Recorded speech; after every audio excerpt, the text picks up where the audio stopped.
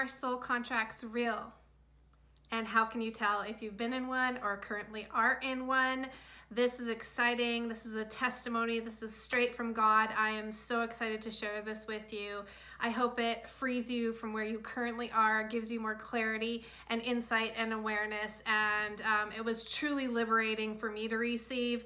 So I pray that you feel the same truth and energy that comes from it. So before we get into those signs, I want to share with you that all soul contracts are sacred. It doesn't matter what they look like. Sacred soul contracts. Everything is sacred. All of it. And I'll show you why in a minute. Now, before we get into those 9 significant signs, let's lean into love.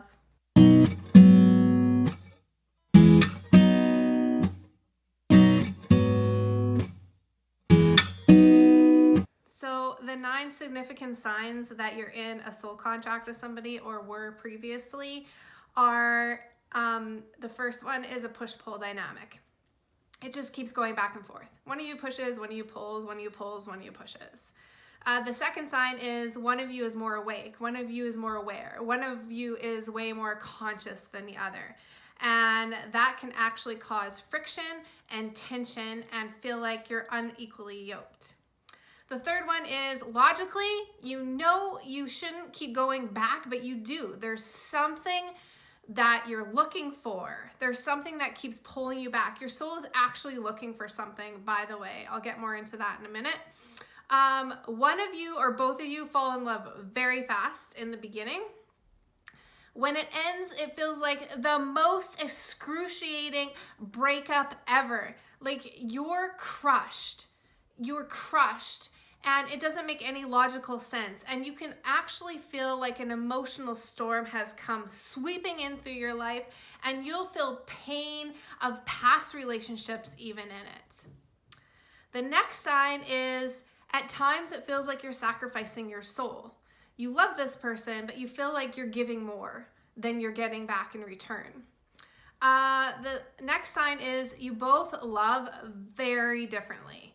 You both love very differently. That's that. And you just can't seem to move past conflict.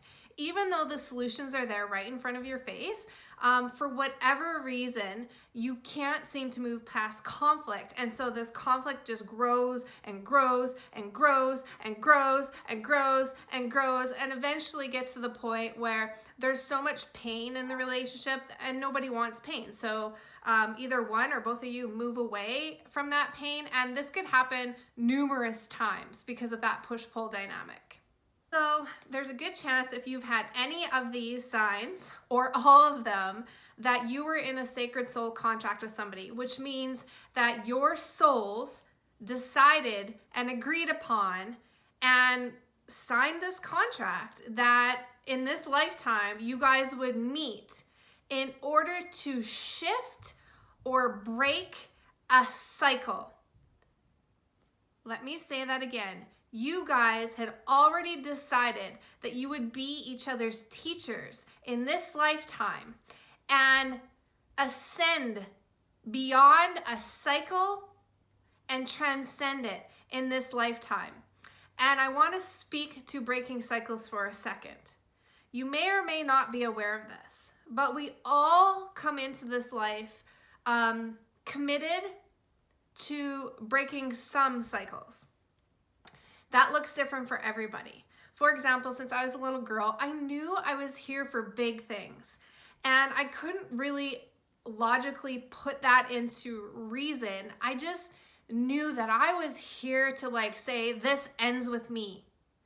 And the one thing, if you look back on your life, you could probably see it that you're committed to. For me, I'm committed to love. I've known this my whole life, but to actually find the words for it only happened maybe 5 years ago.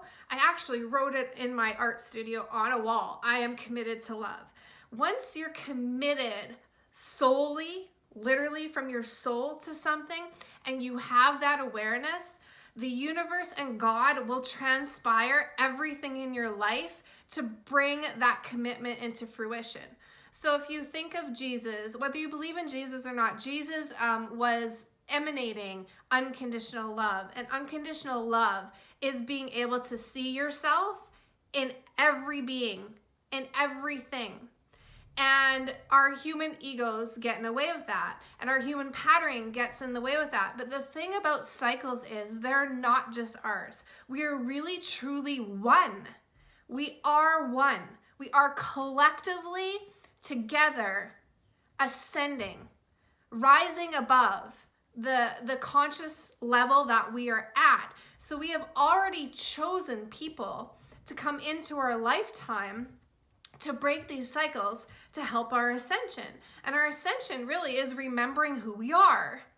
So if you have been in a soul contract, and it can be really painful, just know that it was meant for your ascension. It was meant for you to finally understand and remember who you are, to see your divine light, to see your truth. Even if you've already experienced this in your life, there still are people that are going to come and ascend you to the next level of consciousness. It's true. And here's the kicker. Here's what's going to free you. Everything is sacred. Every single one of your relationships, all the conflict, every decision that you made, every emotion that you either evoked or withheld, it was all sacred. It was all for the ascension of your soul, to remember that you are truth, love, and light. And you are doing this on behalf of the entire cosmic collective universe. It's not just about you. It's not just about you. And if the other person is not aware of this, it's okay. It's not your job to make them remember. You had a specific role and they had a specific role. And whether the relationship ended very, there's grace and then there's bleh, right? It doesn't even matter how the relationship ended or how many times it ended. Both of you lived out your part of the contract. And if you're the one that was supposed to have the awareness, you're the one that's supposed to have the awareness. The other person is on their own path. And they will remember in their own way, in their own time, if they're even supposed to. They might not. It might take them 5 years. It might take them 10 years. It might not even happen in this lifetime. And you have to be okay with that. Because everything is here to teach us. Love is here to teach us. So I can't remember who the quote is. Rumi, maybe? That I'm not here to teach you. I'm here to love you, and love teaches. It is so incredibly true. Even if you feel you loved more than that person, even if you feel like that person didn't really truly love and care for you, the way they loved you still taught you. It still taught you. It was still for the benefit of the ascension of your soul and you signing this contract, basically the sacred soul contract, that I'm going to come here and because I'm committed to this, I'm going to have this experience so I can break this cycle and this cycle. So for example, you might, so I'll just use committed to love because I'm committed to love. So if you're committed to love, you might be here to break all the cycles that say that you're not loved, that you're not worthy enough. They might be cycles and patterns of abuse, neglect, enslavement, the victim mentality, the, what's the other one? Like the idea that we have to do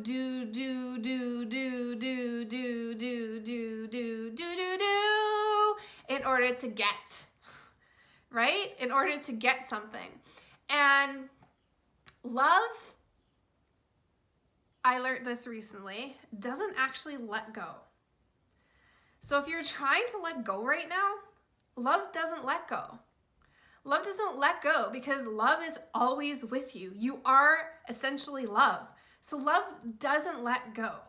So if you genuinely loved this person, you don't let go of love. Yes, that person might not be in your environment that you can see anymore, but love doesn't let go. Love expands. It's continually expanding. Love expands. Love doesn't let go. Love expands. It's so beautiful and so freeing when you can walk through a relationship and you look back and you think, oh, I could have done this. I should have done this. I could have done this better. If you've also done that, that's a big sign that you were in a soul contract with somebody, where you just want to keep redeeming yourself, even though maybe the relationship wasn't all fulfilling for you. But here's the message in that you were in a soul contract. Every single decision you made, every behavior that showed up, everything that happened had to happen exactly how it happened in order for your soul to ascend to the next level of consciousness and to break the cycle and pattern. I guarantee if you just sit with that and you look back and you ask yourself, what was love teaching me? What cycle was showing up over and over and over again that was getting ready to completely break? And by break, I don't mean be destroyed, because all energy transforms. It actually, you're breaking almost like the chains that are attached to the human ego, not just in you, but for so many other people. And when your soul ascends like that, you receive a testimony like what I'm sharing with you. And all testimonies are from God, source, universe, whatever it is that you believe in. God is love. Love is God. And it is there to teach you and to break cycles. And you are here. You will know, number one, if you're a cycle breaker. And because you'll probably have experienced a lot of trauma and a lot of pain in your life, congratulations. You should be standing up celebrating right now how badass you are, okay? If you can have this awareness, one of the things that came up also is if you can put reminders all over your house that says, when all hell breaks loose, when emotional storms come rushing in and they feel all consuming and you don't know what to do and it's irrational and illogical and you feel crazy and you feel weak like a baby, have these reminders around your house that when this happens, a cycle is being broken on the collective level for all of humanity. For all of humanity, for years and years to come, you are breaking generational curses. This stuff isn't new. This stuff has been here and existed long before you did in this body. And your soul remembers. That's the thing. Your soul remembers, and in another lifetime, it was like, oh, when I go back, I want to do this.